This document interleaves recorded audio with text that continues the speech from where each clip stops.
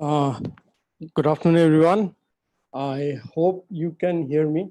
If you can hear me, can you just say yes in the chat box?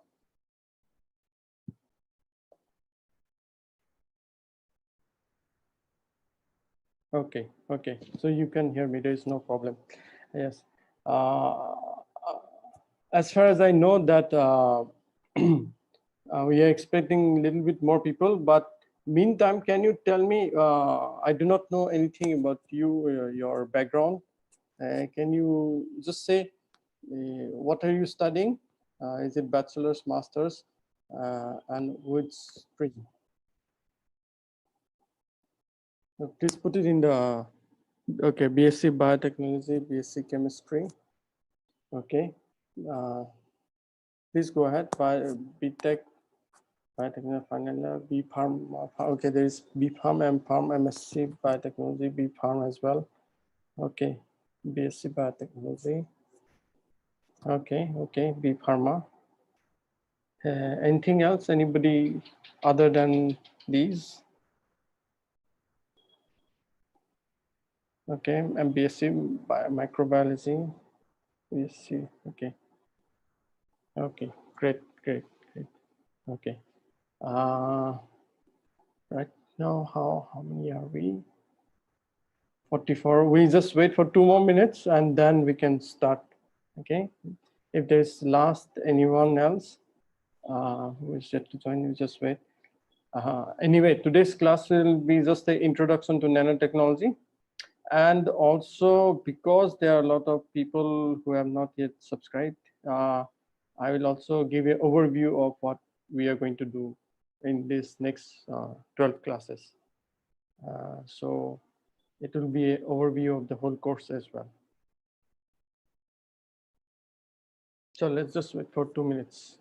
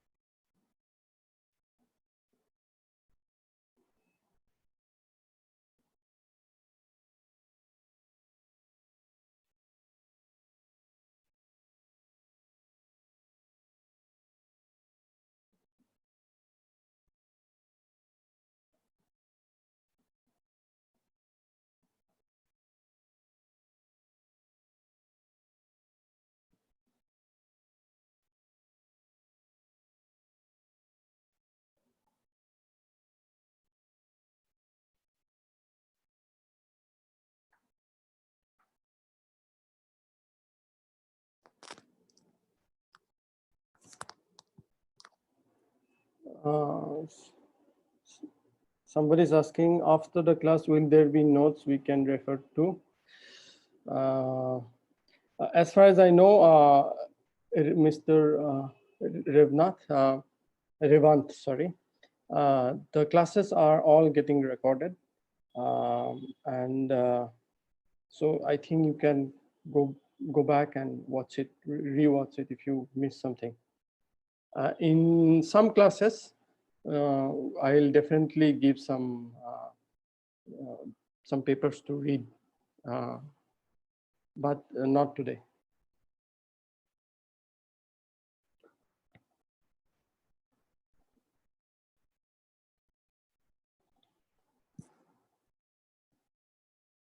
Okay, we will soon start. 1 minute.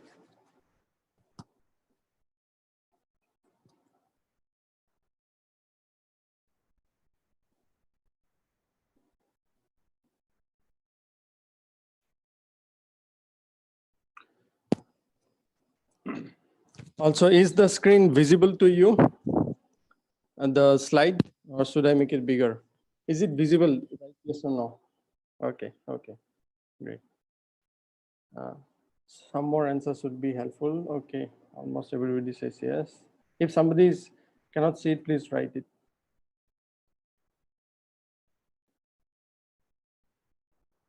Okay, seems okay. Okay, so let's start today. So firstly, let me introduce myself. I am Dr. Dipankar Kalita.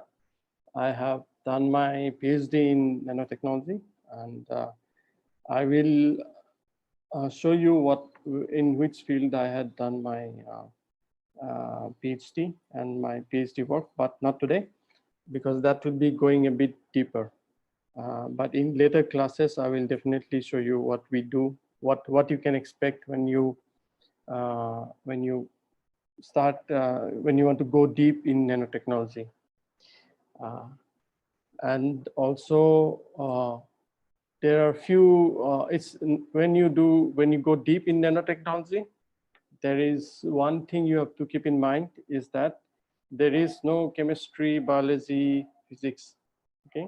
They all come together, okay? They all come together, and this division, the traditional division of sciences, physics, chemistry, biology, they all break when you want to do nanotechnology, okay? And I will demonstrate why it breaks, and also why is it important to break, okay? And we will, when we go to the examples and how we will know why chemistry, biology, and physics, they all come together in order to understand nanotechnology, okay? But before that, let's start with the definition, okay?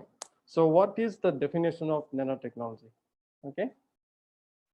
So if you look at the screen, there are 3 points that are important. So first point says research and technology development at atomic, molecular or macro levels in the length scale of approximately 1 to 100 nanometer, okay? So here the point that you should remember is that the range on which we will work is between 1 to 100 nanometer, okay?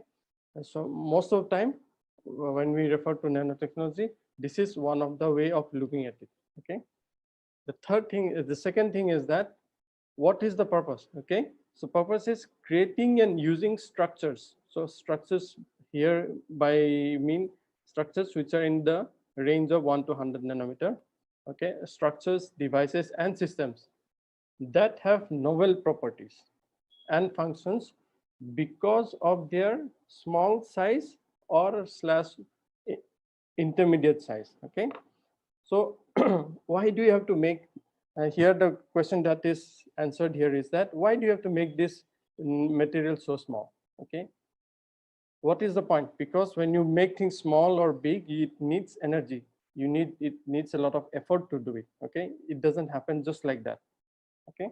So why do you have to go to this small size, which is 1 to 100 nanometer, which is very difficult to see, okay? You need special electron microscope to see these objects, okay?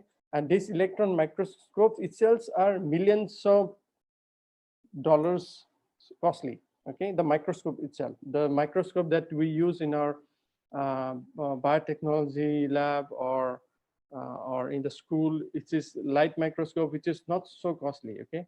Few thousand euros, okay? Or let's say if in rupees, it's let's say 10,000 to 1 lakh or 2 lakh rupees, okay? But here, when you go to electron microscope, it easily crosses 1 crore rupee, okay? Even the basic one crosses. So why do you need to make this effort? So here, the purpose is that you get certain novel properties, okay? The word is here, novel properties or functions that you don't get in other structures. You get these novel properties only because of their small size, okay? Because of their small size, these novel properties start to exist, which is otherwise not existing in bulk material, okay? So this, because of the special properties or functions, we have to make this effort to go to nanoscale, okay? And then what is the purpose of human being in science, okay? As a human race, what is the thing that we always try to do, okay? The goal of human being as a race is always that we should be able to control nature, okay? That is the main purpose of why human beings study science, okay? You study the science, then you develop technology to control certain elements, okay? So here, what are we trying to control or manipulate? Okay, here we are trying to manipulate the material at atomic scale. Okay, this is very important. It is so precise that we are able to manipulate device or any structure at atomic scale so that we are able to get this novel properties. Okay, I hope you understand this. I hope you understood these 3 points. Please say yes or no. If you want me to repeat, please write repeat in the chat box. Okay, understood. Anybody wants me to repeat, please write repeat in the chat box. Okay, Somali. Okay, I'll repeat again. Somali. So we need to define define what is. So for Somali, I'll just repeat it a bit fast. Okay. So when we talk of in science, we have always a definition. Okay. Otherwise, people will misunderstand each other. Okay. So we need to define what is nanotechnology. Okay. Something, it's not that something we cannot see. We cannot see atoms and we cannot see nanostructures with our eyes. Okay. So, but still we need to define the range. Okay. So how we are defining the range is that is between 1 to 100 nanometer range. Anything that is within this region, we call it nanostructure, device, or system. Okay. But why do we have to make such a big effort to make devices at such small scale? Okay, it's not easy. You will understand in future classes. It's not easy to make them. Okay, it takes a lot of understanding, lot of precise instruments, and lot of control. Okay, we did this only to get this special novel properties or functions, and by doing this, we are able to control and manipulate anything devices at atomic scale. Okay, so what are the some of the very some examples in today's that we can show it. Okay, so here is one of them. Sorry, let me try to make it a bit bigger.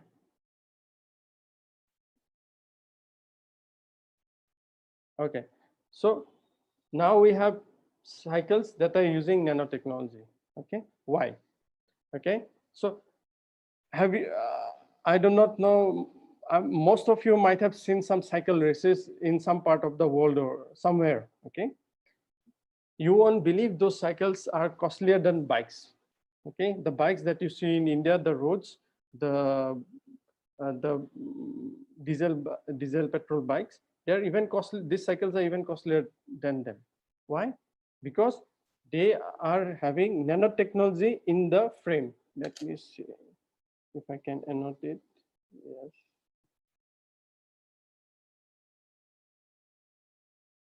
Okay, they are using nanotechnology to in this frame. So why is it important? Okay, so using here in the bikes today, they are using graphene and carbon nanotube.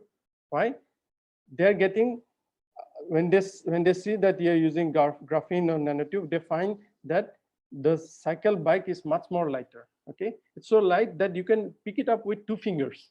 Okay, but just because it is lighter, it doesn't mean it's very weak. Okay, in fact, it's stronger than normal bikes. Okay, the strength of the bike is even stronger, and because they are lighter, stronger, they are faster. Okay, you are able to ride it much faster than the normal bikes. Plus, you can make it even smaller if you want. Okay, sometimes nanotechnology allows you to make devices which are smaller. For example, this bike can be made with smaller material, which makes it even lighter. Okay, and moreover, it's in spite it being smaller, lighter, it's even more durable. Okay, before I don't know if you have seen some hero cycles, the ones very old ones, they're made of iron. Okay, they are very heavy, and plus because there is iron, they rust with time. Okay, so therefore it becomes bad. So these are some properties. Let's look at more properties. Okay, let's go to the next page. Okay, so before we we go ahead, we need to understand in our mind. Okay, there is some question. Nanotechnology can make products hydrophobic, right, sir? Yes, you can make it hydrophobic or philic, both of them. But I will give you an example towards the end of this class about hydrophobicity. So before we go ahead, we should understand what is this size. Okay, you should, whenever you talk to anyone about nanotechnology, this size should be in your mind. Okay, so let's go ahead. So 1 meter is something like this. Okay, this is a plant with a lot of flowers, and then you can measure what is 1 meter. Okay, 10 centimeter is this leaf. Okay, roughly the rough size. Okay, and then on top of the leaf there is a small bee. Okay, that bee is roughly 1 centimeter. Okay, this is the bee. And then if you look closely at the eyes of the bee, okay, the orange part, you will see something like this. Okay, and then it's small elements. You see there are small dots. Let me try to zoom it a bit more. Can you see small dots here? These small dots are roughly of the size of 100 micrometer. Okay, and then if we zoom in, okay, if we zoom in into these dots, okay, there are even smaller dots. Okay, okay, there are even smaller dots. Okay, that these are 10 micrometer.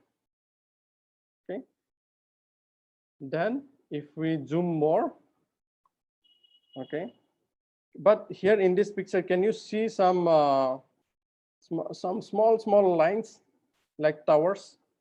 Okay, these are not very visible in this, but if you go to the next here, you'll see in between these small dots there are some small towers.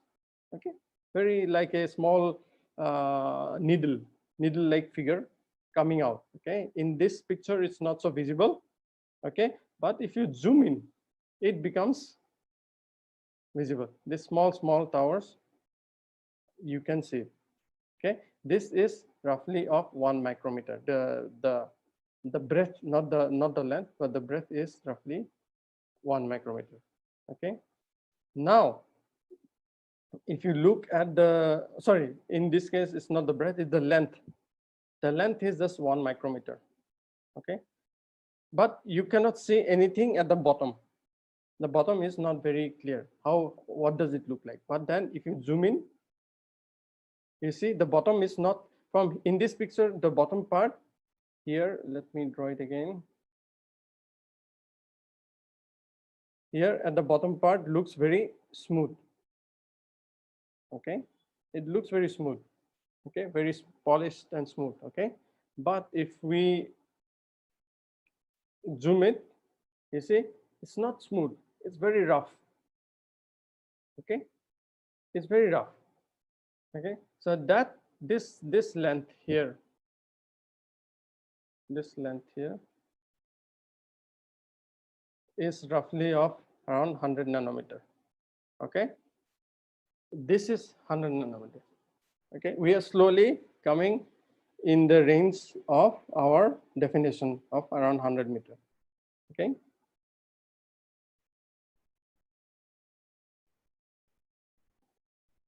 now can we zoom more? Okay, the question is, can we zoom more? The answer is yes. Okay, this, since most of you are from biotechnology and farm, B farm, I'm sure you recognize this is a DNA molecule. Okay, this is the DNA molecule, and the breadth, this breadth over here is around 10 nanometer. Okay, this is around 10 nanometer.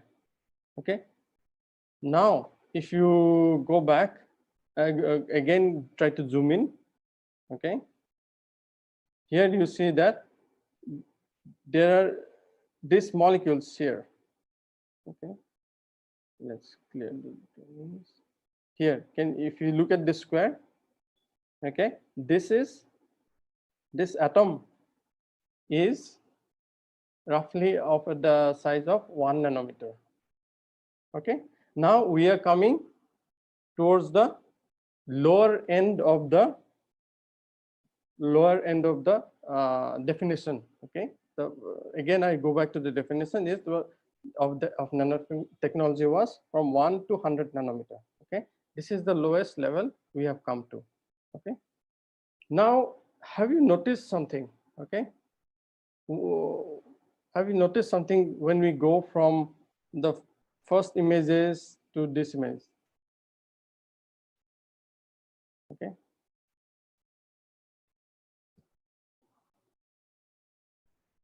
what do you notice? Somebody write, what do you notice that when you go from this image to this, from this image to this one? Yes, we are zooming in objects, but something more.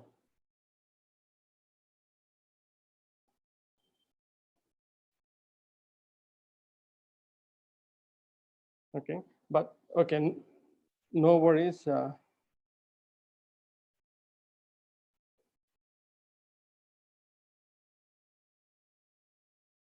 Yes, some, I think Naman Sangvi has written it's monochromatic, it's black and white.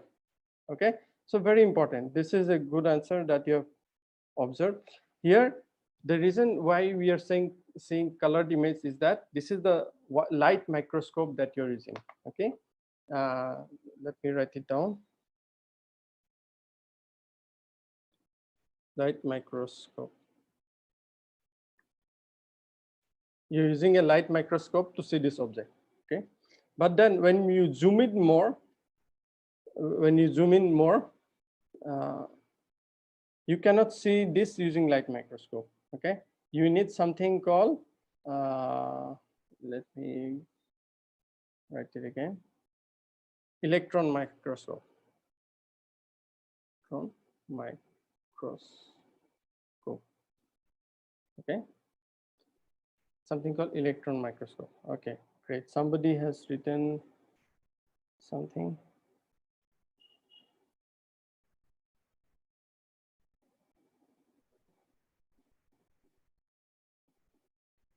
Okay, some people have already written about electron microscope. That's okay, good. So let's clear. We will go into this difference between light microscope and electron microscope later. But for now, for first class, we leave it here. Okay. Just one sec. Okay. Now, another observation can you make from this image to this image? Similar observation. What is the difference when you go from this image to this image?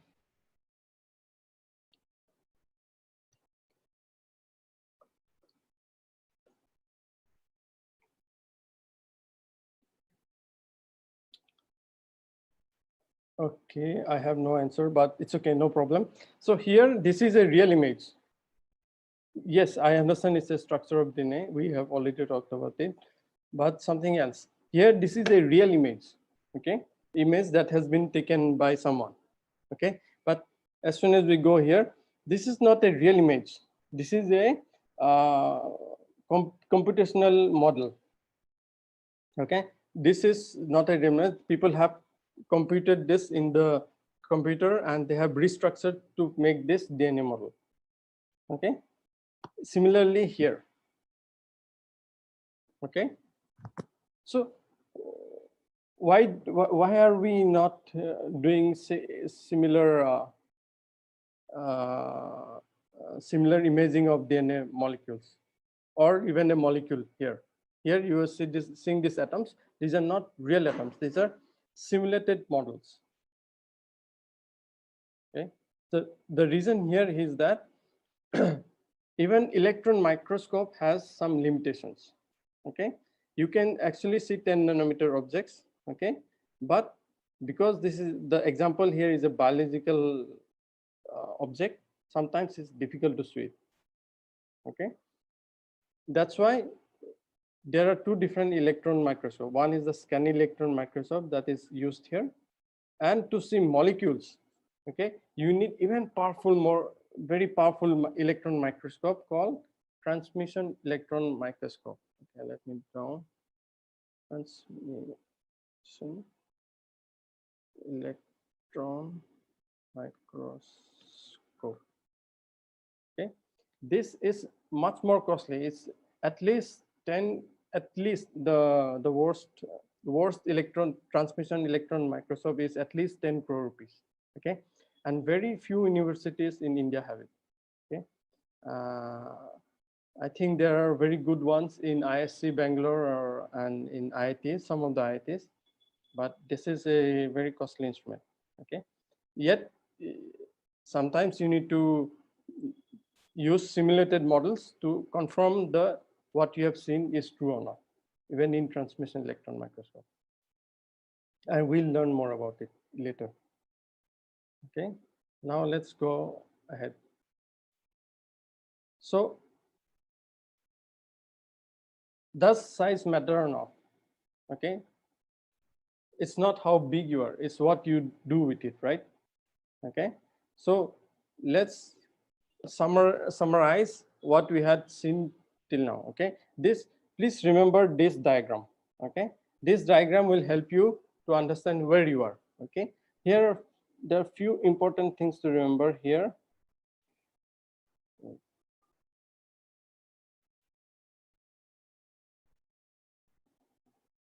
I hope you can see the full screen. Okay, so the scale is here is in nanometer. Okay, the unit is nanometer. As far as our definition, our definition of nanotechnology, we should be somewhere in between this region. Okay,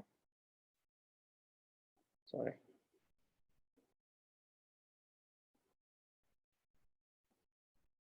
Around this region. Okay, this is where we operate. Okay, other than that, we don't operate in these regions. Let me change color. We don't operate in these regions. We don't operate here, and we don't operate here. Okay, we don't. Okay, so what are the things we don't operate in? Okay, so this is a tennis ball, and this is 100 million nanometer. Okay, we are not working here. Okay, this is a dot. You know, whenever you're writing with your hand, or you put a dot after a sentence when you are writing English, then you put this dot. That small dot is roughly around here 1 million nanometer. Okay, this is a cancer cell in your body. Okay, this you have to remember, for especially for understanding nanobiotechnology, you have to understand this, that the bacteria and the cancer cell are always bigger than the nano objects that we are fabricating. Okay, why? We will understand. Okay, but this is what at this point you have to remember.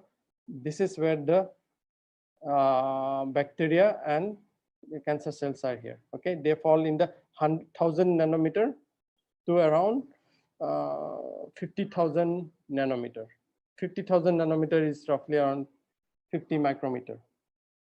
Okay, and remember one thing, bacteria is even smaller. Okay, and even smaller than bacteria is what? This is a virus. Okay, so at this point you should remember is that the coronavirus is somewhere. Why is it so dangerous? Why are we wearing masks, which is especially N95? Okay, that's because generally the mask that we were using before, it was good enough to protect us from dust. Okay, before the pandemic, corona pandemic, people were using very few people are using masks, and they were using it to stop bacteria or any kind of pollution to go through their nose. Okay, but then after the pandemic, people started making N95 masks. Okay, why? Because the virus is smaller than the the bacteria or pollution that is existing in the cities. Okay, so that's why special masks had to be made. Okay, But our nanomedicine or nano objects that we're going to make is even smaller than the viruses. Okay, this is what you have to remember. Okay, that the nano objects we are making are smaller than the living organisms that are present in nature. Okay, very important to note. But it is not smaller than the molecules like water or glucose. Okay, if you look at here, glucose is roughly around 1 nanometer or maybe even less. Okay, this is a water molecule here. This is a water molecule here. The water molecule is much smaller than the nanostructures that we are making. Okay, somebody has any questions? Okay, do you have any question at this moment? Because this is a very important graph that you have to remember. So if you have questions, please write it in the chat box before I go ahead.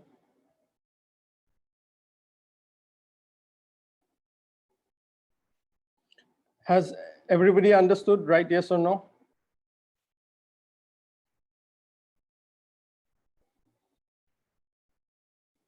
Okay, okay, great.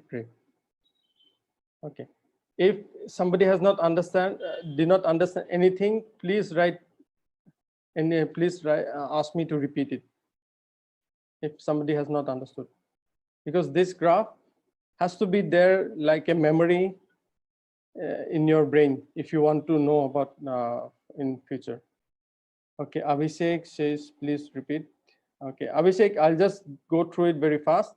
Okay, so this yellow range, the yellow double-headed arrow that you see, this is the range that falls under the definition of nanotechnology. Okay, this is the range in which we are going to make devices or any structures when we call nano device. Okay, and these devices are always smaller than the living organisms. Okay, like virus, bacteria. This is cell. Cancer cell is also somewhat similar to body cells we have. Okay, they are in the micron region. Okay, that's why the point at this point to remember is that nanostructures will be smaller than the living cells, but they are bigger than the molecules. Okay, like water, glucose, proteins. Okay, sometimes proteins are big, but many of the small alcohol molecules or any kind of molecules, they are smaller, much smaller than the nano devices. Okay, great. So I'll move ahead.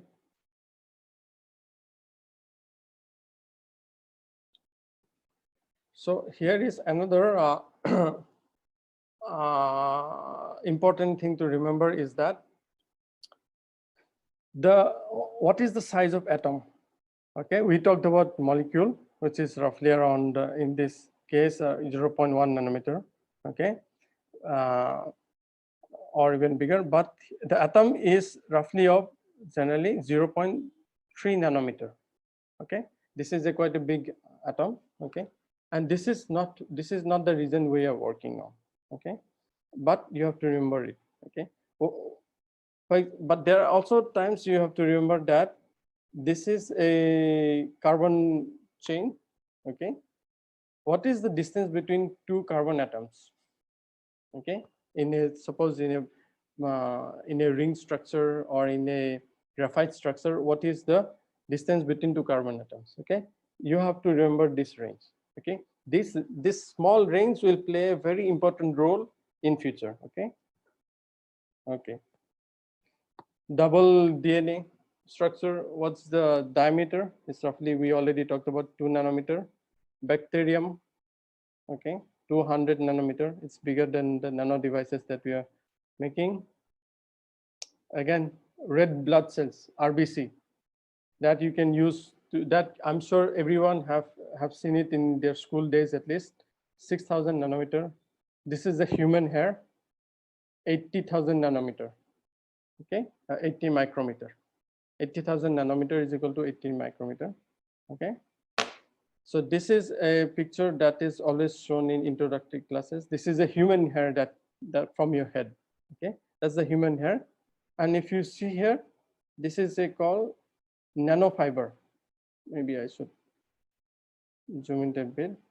The small fibers that you see, compared to the human hair, it's very small. Okay, much smaller. And this is like a huge giant human hair, but of course it's very small, you know it. Okay. So what are the areas that nanotechnology is being applied today? Okay, we should know. So at present, we will specifically talk about biotechnology.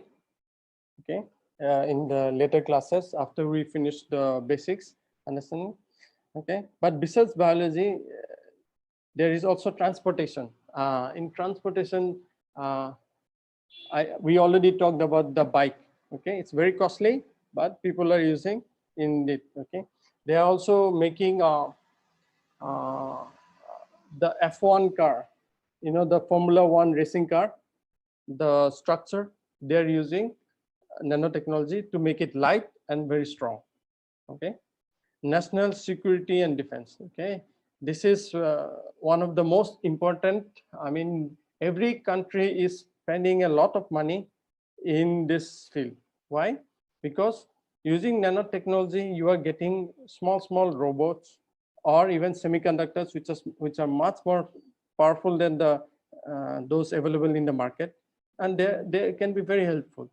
And people are trying to make quantum computers, but for that you need a physical structure as well. The semiconductor devices, those come under national security and defense. Food and agriculture, okay, especially related to preservation of food. Okay, people are trying to use nanotechnology. In Hyderabad, there is a company called not a company, it's institute. It's called ARCI. I forgot the full form, but they are trying to make the water purifying candles using nanotechnology. Okay, medicine and health, we will talk in detail. Okay, in the later classes, we'll read some what do you call research papers and try to understand what is how it is applied in medicine, especially aerospace. I already talked transportation, energy and environment. Okay, at present there is a huge trust in solar cells. Okay, to green energy. Okay, people all over the world, governments are putting a lot of money in the sector of solar cell or green energy. Okay, but these solar cells, if you look the present ones, the silicon ones, okay, their efficiency is just around 12 to 15%. Okay, of course 12 to 15% is the starting. Okay, once you buy it, it gets 12 to 15% efficiency, and then after like 5 years, 10 years, this efficiency will decrease. Okay, but if you look at the solar cells that are used in the satellites, you see the satellites, how do they gain energy? They have solar panels, they are close together. Once they put in the orbit, they open up. Okay, those are very special solar cells. Okay, there they use nanotechnology, and those are costly, but they give efficiency around 40%, 45%. Okay, multi-layer solar cells, costly, but it very good, very high efficiency. Advanced materials and textiles. Okay, you'll find a lot of information about how people are using nanotechnology that is integrated with your clothes that you're wearing, the normal clothes that are wearing, and these clothes do not become dirty. Okay, so the dirt in the clothes do not stick to the cloth. Okay, if a cup of chai or tea falls on your cloth, it just goes away. It's like you can make your clothes hydrophobic in nature. Okay, We'll talk about hydrophobicity today. Somebody wrote like in in Mars rover. Yes, yes. Solar Sense in the Mars rover also has very high efficiency solar cells, not the ones that we use at home. Okay. Next, okay. So we will also go in more details about why we get this kind of properties. But here is an example. Okay, what is the color of gold that you see? Okay, in India, people like to wear gold rings or gold chains. Okay, generally, the color is something like this one here. Okay, it's a gold ring, yellow in color or something like that. Okay, but if you go to nano dimension, okay, this is a gold ring. Okay, if you go to nano dimension, roughly around 10 nanometer diameter, then this same gold ring, okay, which is yellow in color in bulk material, becomes green. Okay, and then if you go to 1 nanometer, it becomes red in color. Okay, so this gold ring in which is red in color, you will never get in bulk material. Okay, we will in this course we will show how to make gold particles of different colors. Okay, I will show some videos also, and I will show the science behind making gold particles of different colors. Okay, and how you can control them, how people are making it at present. Okay, and why does the color change? Okay, that's also very important. The reason cannot be because the size is small, that's why the color changed. No, I mean that is for people who are not in nanotechnology, who are not learning science, it's okay. But people who are studying seriously, are already taking master's course in different fields, they should know why that color changed. Okay, then also we will talk about graphite. Okay, this is the graphite that you have normally used while drawing with pencil or writing with pencil. This is the graphite. Okay, it has certain properties. Okay, but same material. Okay, you change the structure like a buckyball or a nanotube.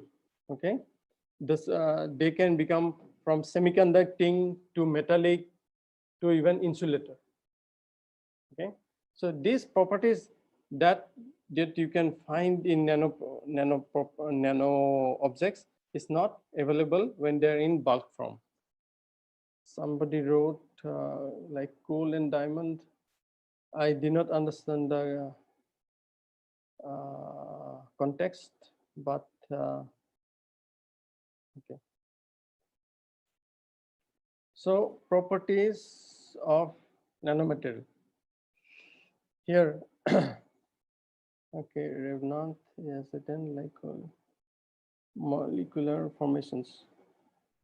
Coal is nothing but carbon, okay, but diamond is also carbon, but in certain specific arrangement of the carbon atoms, which gives different properties. It becomes more transparent, very hard, and has more crystalline structure.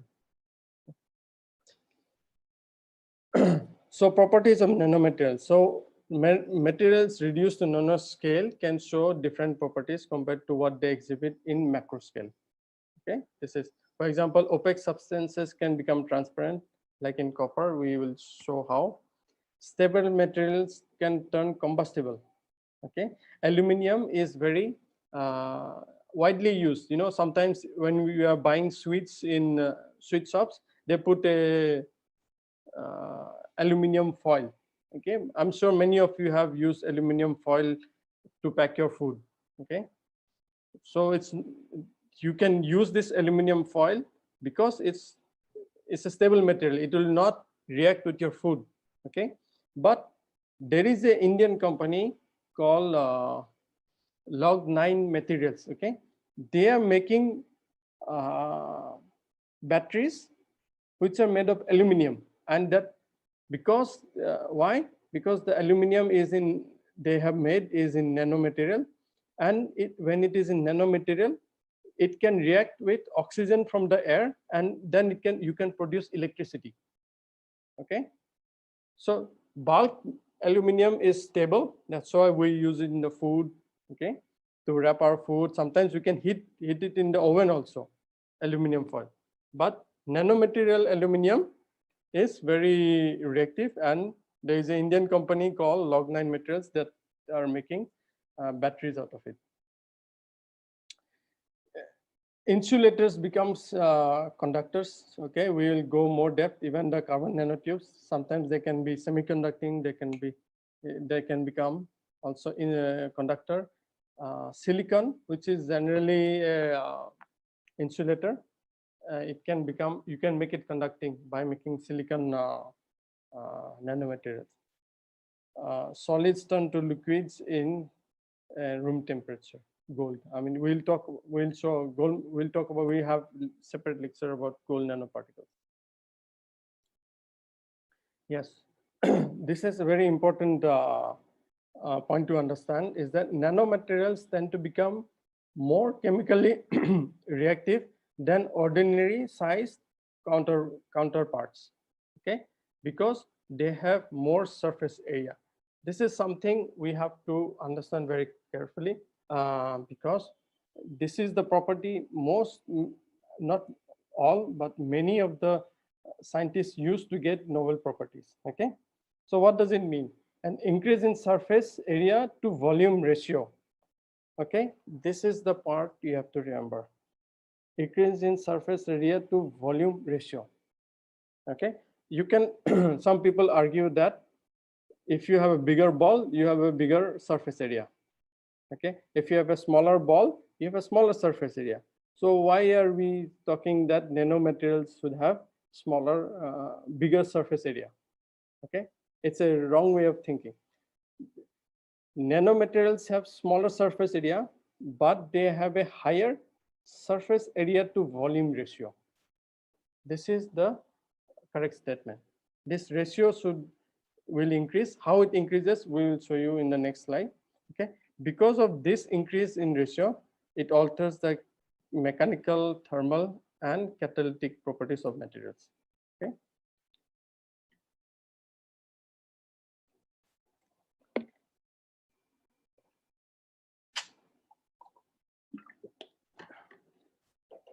So we want to show how surface area to volume increases. Okay. Now look at this cube. Okay. This length is 1 meter, height is 1 meter, and also the breadth is also 1 meter. Okay. Everything here is 1 meter.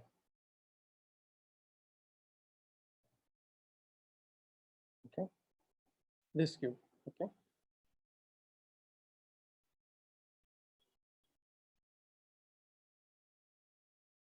Okay. Now, the second cube, what you have done is that you have made some cuts. The same, exactly the same cube. Okay. You have made some cuts. Okay. You have cut it in 6 ways, 3 ways. You have made one cut here. Okay. Made another cut here, and then the third cut here. Okay, so once you cut this in 3 different sides, you get something like this. Okay, this is the second cube. Okay, so the volume has not changed at all. Okay, same cube, you just have cut it. Okay, and then as a result, you have got 8 smaller cubes. Okay, this is clear, right? Yes. If have you understood what I have just said? This is a very important concept to understand.